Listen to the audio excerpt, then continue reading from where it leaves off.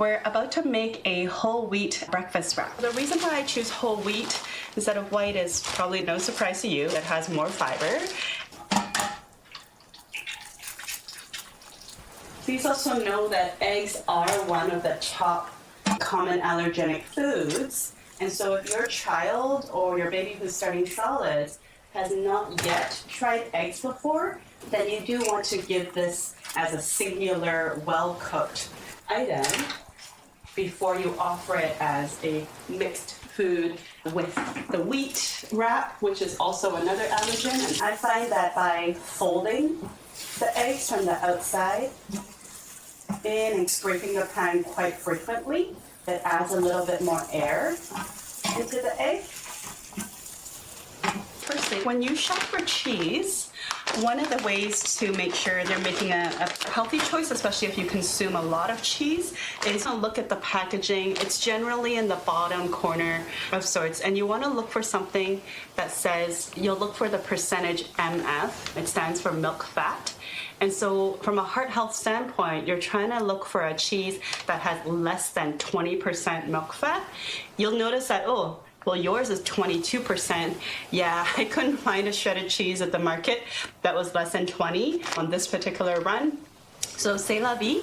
It's at least a lot lower than other cheese blends that I found that were in 35, 38, even 40% milk fat.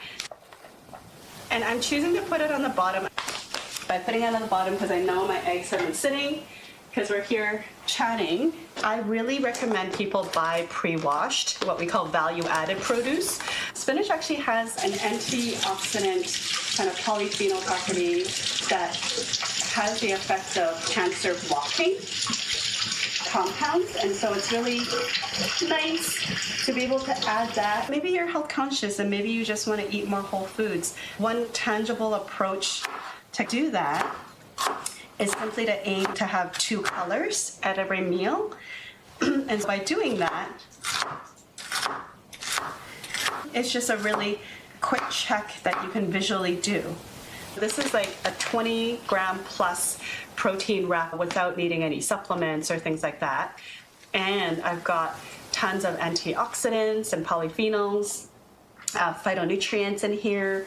This is a delicious homemade breakfast wrap. They're all completed, and maybe I'll serve a cup of tea or something on the side, but that's nice and easy, and I'll leave that on the side.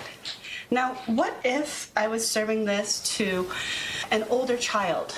Now, I guess an older child might be like a toddler, and maybe like that's just way too much for them. Like, you may actually want to serve all of the ingredients separately and make it like a breakfast bar, almost like taco night, because for children it's really important that we give them an opportunity to choose from what we provide.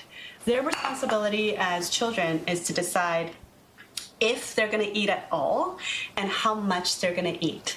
You're not out there to bribe or coerce, and we need to just bring back some joy in the dining table by not giving any pressure. What if you have a baby that is 6 to 12 months, has, maybe you've already started solids, and I'm gonna make the assumption that you started solids and that you've tested all the common food allergens and that you're not worried about any food allergies. So your child can consume it all. Even still, how would you prepare it so it's safe for them? Well, something like, let's just say 6 months old, whole wheat tortillas like this can be a little gummy. So even though it's appropriate for you to give them small amounts of this that they can handle, like maybe I would just cut this into strips. And the concept is this, is that the smaller, like the younger the child, it might seem a little counterintuitive, but the younger the child, the bigger you actually need to make certain strips. So like imagine that your 6-7 month old is just not quite developing the pincer grafts yet, because they probably won't develop that until they're maybe 8 to 9 months old. Like they really are just grabbing things like this. And if that's the case, then you're cutting things that are about like an adult 2 fingers wide, like that. And you want to cut it so that the length is sort of big enough that their little baby hands can kind of grab it and still have a bit sticking out to bring it to their mouth. And they're not quite chewing because they don't have teeth. They're more like gumming it. But this can be like quite gummy. So if you feel that, oh no, for your baby, it's not really working out, you're worried about the gumminess and leading to choking, then maybe you're better off doing sort of a whole wheat toast instead and lightly toasting it, because drying out the bread will make it less gummy and decrease that issue. Okay, so you can totally switch just for baby to do that. But the other ingredients, how would you modify it? Well, children that are only 6 to 12 months old cannot have raw vegetables. So this is like a no-no. But what you can do is you can heat it up, pan fry it, cook it until it's totally soft, and then you can use the knife, like pretending this is all cooked through and soft. Then you can just mince it, or if it's so soft that you can use a fork to mash it up, then it would be cooked mashed veggies that you would offer. And that's how you could do it. In terms of leafy greens, again, it's a raw vegetable, so you can't just offer that to baby. You would cook it down and saute it until, again, it's nice nice and cooked, but not overcooked, so still vibrant green. And then you can just mash it up, puree it, or keep it a lumpy texture, like wherever your baby is at, and do that. Little strips of this grated cheese. It's actually pretty hard for a baby who hasn't mastered the pincer grasp yet, because you can just imagine, like, how are they supposed to grab something like that? But once they are about 8 to 9 months or have the ability developed, you can honestly, on their little baby tray, just scatter a little bit of this, and then baby will just kind of like learn how to grab these little pieces of cheese and bring it to their mouth. And unlike adults, babies do not need to watch their saturated fat content. In fact, it's better to give whole milk and varieties or whole dairy food options to babies, as they need all those additional nutrients, calories from fat to help them grow, because they're growing so much that we do not need to watch that fat intake. And then in terms of the meat, again, once they develop that pincer grasp, what you're going to be able to do, like this is thinly sliced turkey. I would not recommend giving babies highly processed ham or pepperoni or bologna, those kind of options, but this is just thinly sliced roasted turkey. And what you can do, again, if they're old enough and have the developmental ability to grab, like you can just cut them up into these smaller pieces, just like the grated cheese.